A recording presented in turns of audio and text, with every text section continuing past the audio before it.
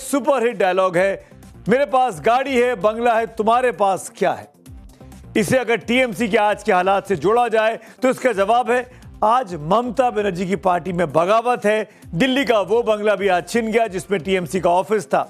ममता बनर्जी के खिलाफ आज एक नई एफआईआर दर्ज हो गई और इतना ही नहीं, ममता की पुरानी सरकार पर कोलकाता की एक एड एजेंसी को 635 करोड़ से अधिक रुपए का ठेका देने का एक नया आरोप लग गया है। यानी ममता बनर्जी पर चारों तरफ से आफत ही आफत है। टीएमसी में बगावत की उस दीवार का बहुत ही करीब से आज दीदार कराएंगे जिसमें बगावत का पूरा ब्लूप्रिंट चस्पा है।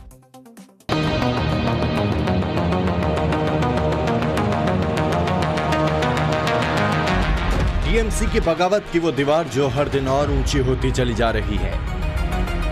ये हमारा सांसद लोग भी नाराज है, तो ये नाराजगी कहां तक जाएगा अभी से कैसे बताओ। आप लोग एनडीए ब्लॉक में जाएंगे और दूसरे विकल्प की तरफ विरोधी में ही रहेंगे? अभी तक तय नहीं हुआ। भरोसे की वो दीवार जो एक के बाद एक करके तृणमूल कांग्रेस के अंदर टूट रही है। ये क्या हो सकता है एक जमहूरियत में कि अभिषेक बनर्जी का ऑफिस क्वेश्चन भेजेगा और एमपी को वही क्वेश्चन जमा करना पड़ेगा, वही 0 आवर बोलना पड़ेगा। वो दीवार जिसे ममता बनर्जी ने पिछले 28 वर्षों में खड़ा किया था। ममता बनर्जी के साथ रहना है तो रहो, अलग साइन क्यों कर रहे हो? स्पीकर के पास क्यों जा रहे हो? अमित शाह के पास जाने के बाद क्यों कर रहे हो? टीएमसी की वो दीवार जो आज उनके अपने सांसदों और विधायकों के हाथों हिल रही है। विधायकगण जो डिसीजन लिए हैं उनका जो कारण है और सांसदगण जो डिसीजन ले रहे हैं, कारण तो अलग नहीं हो सकता है। उल्टा उनके लिए तो कारण और ज्यादा बड़ा है। वो लोग सांसद थे, तब भी वो लोग को मौका नहीं मिलता था ममता बनर्जी से बात करने का। ममता बनर्जी के वो सांसद जो 15 दिन पहले तक मां, माटी और मानुष का नारा लगाते थे, आज वही लोग दीवार के उस पार खड़े होकर कह रहे हैं, टीएमसी में हम नई दीवार खड़ी करेंगे, अलग ब्लॉक बनाएंगे। हम रियल टीएमसी का गुट बनाया और हमारा पास ज्यादा से ज्यादा संख्या में एमपीस है और हमको ये मान्यता स्पीकर को देना। कभी टीएमसी में एक ही आवाज गूंजती थी और वो आवाज थी ममता बनर्जी की।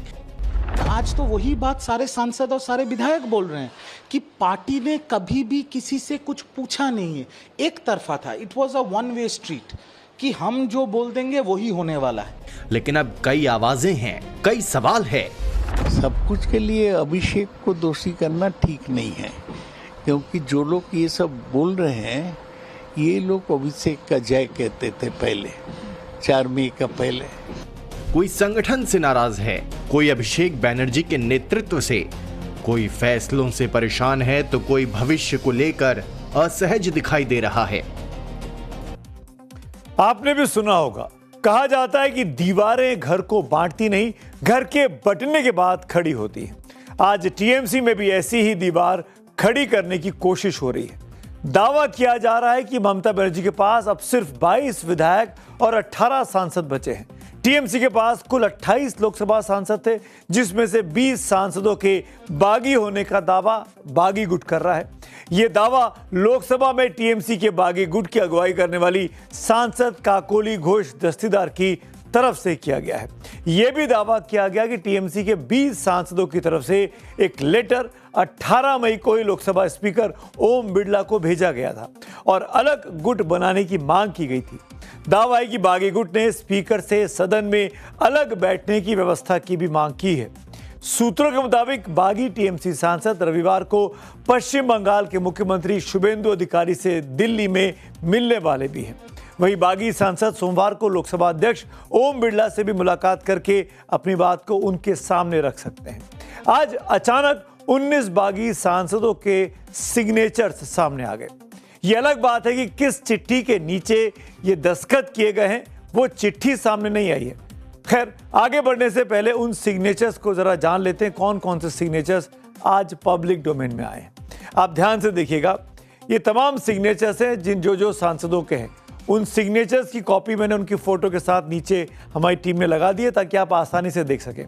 काकोली घोष दस्तीदार, शताब्दी रॉय, अरूप चक्रवर्ती, रचना बनर्जी, माला रॉय, कालीपेड़ा सरेन, बापी हलदार, शर्मिला सरकार, सयोनी घोष, खलीउर रहमान, दीपक अधिकारी, जून मालिया, प्रसून बनर्जी, जगदीश बसुनिया जिनको भी आप सुन रहे थे, अबू ताहिर खान, मिताली बाग, पार्थ भौमिक, इन्हीं का वो बंगला था जिसके बारे में आगे बताऊंगा मैं आपको, यूसुफ पठान और असित कुमार बल। ये सिग्नेचर सबके नीचे अगर आप देखें फोटो के नीचे उनके सिग्नेचर हमने मैच कर दिए ताकि आप रिलेट कर सकें किसका सिग्नेचर, क्या नाम और कैसा वो व्यक्ति दिखता है, क्योंकि हर व्यक्ति को आप जानते हो और सांसद को आप जानते हो ये जरूरी नहीं है, पर ये तस्वीर से बहुत चीजें साफ हो जाती है।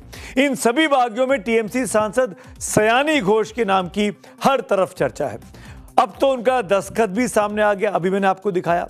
दावा किया जा रहा है कि उन्होंने लोकसभा स्पीकर को अलग से चिट्ठी लिखी है। टीएमसी के सीनियर सांसद सौगत राय ने सयानी को लेकर क्या कुछ कहा वो भी आज आपको सुनना चाहिए। सयानी के साथ मेरा बात हुआ 4-5 दिन पहले। वो तो बोल रही थी कि वो पार्टी में ममता बनर्जी के साथ रहेगी। अभी तो सुन रहा हूँ कि वो साइन किया, अखबार में देखा कि वो दिल्ली से एक तो सनग्लास पहन के मुंह पे मास्क लगा के कलकत्ता पहुंचा, और क्या बोल सकता। तो दावा जो किया गया वो 20 लोगों के हस्ताक्षर का, 20 साइन सामने आने का है, लेकिन हमने आपको जो सिग्नेचर्स दिखाया अभी इस बड़ी वॉल पे वो 19 ही थे। यानी जो ताकतें इन दस्तखत को जारी कर रही हैं उनको अभी भी एक हस्ताक्षर और जारी करना बाकी है ताकि उनका दावा कि वो 20 का जो दावा कर रहे हैं कम से कम वो दावा तो सही साबित लगे। फिल्म दीवार के एक और सुपरहिट डायलॉग को अब याद करने का वक्त है। जाओ पहले उस आदमी का साइन लेकर आओ। याद आया कुछ ऐसी डायलॉगबाजी इन दिनों टीएमसी में हो रही है। ममता गुट के नेताओं का यही कहना है कि जाओ पहले उस पूरे लेटर को दिखाओ जिसमें 19 बागी सांसदों के साइन होने का दावा किया गया। ऐसा क्यों कहा जा रहा है अब इसे समझ लीजिए। टीएमसी के बागी सांसदों के जो सिग्नेचर सामने आए हैं उनमें साइन वाला हिस्सा तो दिखाई दे रहा है। इसमें एक नहीं कई सारे साइन एक पेज पर हैं, तो सयानी घोष और रचना बनर्जी के दस्तखत अलग पेज पर दिखाए गए हैं, यानी अलग से उनको टुकड़े में जारी किया गया एक स्लिप के तौर पर। तो क्या इन दोनों ने अलग अलग लेटर लोकसभा स्पीकर को भेजे? क्या ये सभी लेटर एक साथ एक चिट्ठी के नीचे सिग्नेचर करके नहीं लिखे गए? जो साइन वाला पेज है वो सामने क्यों नहीं आया? यानी पूरा एक चिट्ठी जो थी वो सामने क्यों नहीं आई? सांसदों की नंबरिंग को भी ओवरराइट किया गया है, ये भी बहुत दिलचस्प बात है। ध्यान से देखिएगा, मैं आपको दिखाता हूं बहुत डिटेल में। 1 नंबर से 6 नंबर तक जो टाइप किया हुआ था वो तो नंबर साफ साफ लिखा हुआ है, यानी 1 to 6 में दिक्कत नहीं है, लेकिन उसके बाद 7 और 8 का नंबर हाथ से लिखा गया, यानी जो 7 और 8 प्रिंट था उसको हाथ से काट कर स्पेलिंग पे लिखा गया। 9 नंबर से लेकर 18 नंबर तक सभी नंबर्स को ओवरराइट किया गया है, यानी एक नंबर नहीं है, उसको काट के उसके ऊपर कोई दूसरा नंबर लिखने की कोशिश की गई है। 7 को जैसे 9 बनाया गया है, 8 को 10 बनाया गया है, 10 को 12 बनाया गया है और 12 को 14 बनाया गया है। गौर से देखने पर पता चलता है कि साइन किए हुए कथित लेटर का जो हिस्सा सामने आया है उस पूरे चिट्ठी में 13 नंबर तो कहीं दिखता ही नहीं है। तो 13 नंबर का सिग्नेचर कहां गया? क्या कोई वाली बात थी अंधविश्वास वाली कि 13 पे साइन नहीं करेगी और 13 नंबर नहीं होना चाहिए, या कुछ और माजरा है? 12 नंबर के बाद सीधे 14 नंबर का साइन क्यों इस जारी किए गए सिग्नेचर्स में दिखाई देता है? इस पर ममता गुट के टीएमसी सांसद कीर्ति आजाद क्या कह रहे हैं उसको भी आपको सुनना चाहिए। आप देख लो तो पहले 8 अलग इंक में है, दूसरे 14 से 18 दूसरे इंक काले में है, उसमें भी 3 मुसलमान एक साथ में हैं। अब बीजेपी को उनकी भी ज़रूरत पड़ गई, वैसे गाली देते हैं, 2/3 चाहिए उनको। मिताली बाग का भी वही हाल किया है इन्होंने, वो भी फर्स्ट टाइमर है बेचारी, गांव से आई, खेतों में रही हुई है, उसका भी भंगचूर, पूरा भंगचूर मतलब तोड़ फोड़ कर दिया। माला रॉय लेटेस्ट हैं जो परसों जिन्होंने साइन किया है, शाइनी अलग से करके गई, मिली नहीं लेकिन अलग से करके गई, रात को भूपेंद्र यादव से मिली परसों वो, उसके बाद वो कल चली गई है। तो यह अलग अलग है और सारा ये निशिकांत दुबे के घर से हो रहा है, मुझे मालूम है, उसके घर में आदमी है मेरा। अब दावा किया जा रहा है कि 20वां नाम ममता बनर्जी के बेहद करीबी नेता का इन सिग्नेचर्स की लिस्ट में हो सकता है। ऐसे में इस नाम का सामने आने में पूरी कहानी एक बड़ा क्लाइमेक्स लेकर सामने आ सकती है, एक नाटकीय मोड़ सामने आ सकता है। हमारे जो सूत्र हैं उनके मुताबिक वो नाम सुदीप बंदोपाध्याय जैसे टीएमसी के किसी सीनियर एमपी का हो सकता है, पुराना सीनियर। अब ये 20वां नाम बागियों के साथ रहेगा या फिर वो ममता के साथ चला गया है, तभी वो नाम जारी नहीं किया गया। ये वक्त आने पर पता चलेगा, ये देखने वाली बात होगी।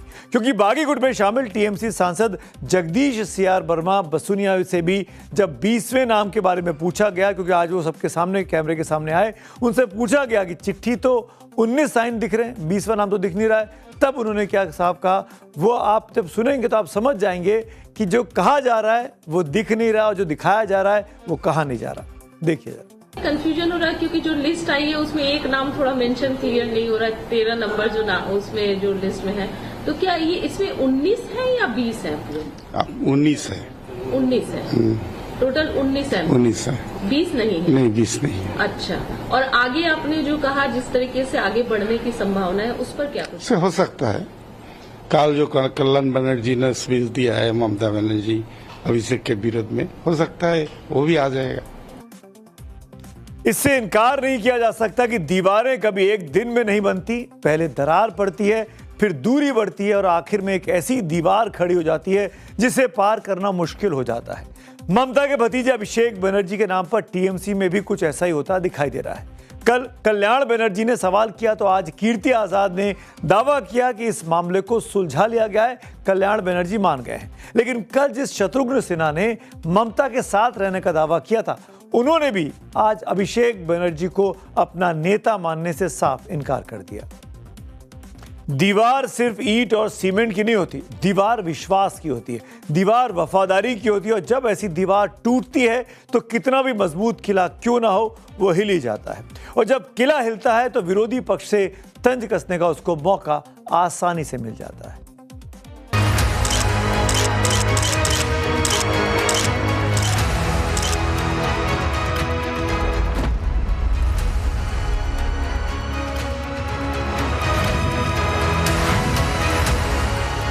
जितना अपराध हुआ है उनके ज़माने में इन लोगों के द्वारा हुआ है, नीचे से ऊपर तो सब लोग लिप्त हैं। उसकी इंक्वायरी चल रही है और जैसा तथ्य आएगा कार्रवाई होगा। जो तृणमूल का चोर डकायत जो इतना लुटेरा था, अपने को अपना प्रॉपर्टी को बचाने के लिए ये सब चल रहा है। और कोई जो भी कोई मतलब पब्लिक का पैसा को लूटे है उन लोगों को तो शास्ति होगा, कानून उसको शास्ति देगा। टीएमसी का जर्जर किला अब ताश के पत्तों की तरह ढह रहा है। जिस पार्टी ने पश्चिम बंगाल को लूट और तुष्टीकरण और कट मनी की राजनीति का अड्डा बनाया, उसके नेता अब जनता द्वारा सत्ता से हटाए जाने के बाद अपने ही पापों के भार से टूट रहे हैं। टीएमसी हम बन चुकी है टुकड़ों में कांग्रेस। ये एक पूरी तरह से इम्प्लोजन हो चुका है टीएमसी में, और दूसरों पर दोष डालने से बेहतर होगा कि टीएमसी में ममता बनर्जी और अभिषेक बनर्जी सच का सामना करें। तो टीएमसी में सिग्नेचर्स पर दस्तखत पर किचकिच चल रही है। अब टीएमसी की दूसरी सिग्नेचर कंट्रोवर्सी का अपडेट भी आपको दे देता हूं। कल कोलकाता के सीआईडी दफ्तर में अभिषेक बनर्जी से करीब 5.5 घंटे तक फर्जी सिग्नेचर मामले में पूछताछ हुई थी। इस केस में अभिषेक से तीखे सवाल जवाब हुए, लेकिन बात खत्म नहीं हुई, उल्टा और आगे बढ़ गई। फर्जी सिग्नेचर मामले में उन्हें एक बार फिर से अब सीआईडी ने तलब कर लिया है। अब उन्हें 14 जून को दोपहर 12 बजे पूछताछ के लिए फिर से पेश होने का समन भेजा गया। इसके साथ ही आज सीआईडी की एक टीम एक बार फिर जांच के लिए अभिषेक बनर्जी के घर पर कोलकाता में पहुंच गई। आज ममता बनर्जी के खिलाफ भी कोलकाता के हेयर स्ट्रीट थाने में एक एफआईआर दर्ज कर ली गई। ममता बनर्जी पर मुसीबत और बढ़ गई है। ममता बनर्जी पर सांप्रदायिक टिप्पणी करने का आरोप लगाया गया है कि उन्होंने पश्चिम बंगाल विधानसभा चुनाव से पहले कोलकाता में धरने के मंच से एक भाषण दिया था। वो धरना एसआईआर के खिलाफ था।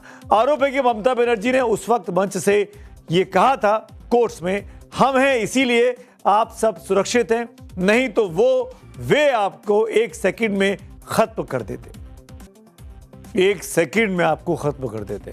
ममता बनर्जी के इसी बयान को लेकर उनके खिलाफ बीएनएस की धाराओं 1961, 3512 और 352 के तहत मामला दर्ज किया गया है। इस केस के दर्ज होने के बाद ममता बनर्जी की मुश्किलें और बढ़ सकती हैं। वहीं ममता बनर्जी को आज एक और झटका दिल्ली के एक बंगले के चलते मिला। नई दिल्ली के 20 डॉक्टर राजेंद्र प्रसाद रोड वाले सरकारी बंगले में यहां से टीएमसी का दफ्तर चला करता था। आज उसको पूरी तरीके से खाली करना पड़ा, खाली कर दिया गया। जिस बंगले से टीएमसी की राजनीतिक रणनीति तय होती थी, जहां बैठकों का दौर चलता था, जहां से पार्टी दिल्ली में अपना सियासी संदेश देती थी, वहां पर आज सन्नाटा पसरा हुआ है।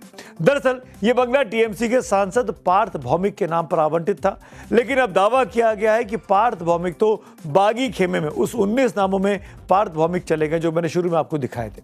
वो अब नए सरकारी आवास में शिफ्ट हो रहे हैं, जिसके बाद इस बंगले को आज खाली करना पड़ा और इसके साथ ही जो सामान टीएमसी के दफ्तर का यहां पे था वो बाहर निकालना पड़ा। तो ममता बनर्जी की तस्वीर, अभिषेक बनर्जी की तस्वीरें, पोस्टर और तमाम साइन बोर्ड्स को यहां से हटा दिया गया है। वहीं कोलकाता में मुख्यमंत्री शुभेंदु अधिकारी ने ममता पर एक नया और बम फोड़ा है। आरोप लगाया है कि ममता के मुख्यमंत्री रहते जेनेसिस एडवर्टाइजिंग प्राइवेट लिमिटेड नाम की एक एड एजेंसी को 635 करोड़ से भी अधिक पैसा ट्रांसफर किया गया। शुभेंदु ने मनी लॉन्ड्रिंग के आरोप लगाए और जांच के लिए इसे ईडी को सौंपने की बात कही है, यानी एक और मुसीबत। यानी ममता बनर्जी के पास अगर आज कुछ है तो सिर्फ और सिर्फ तनाव, समस्याएं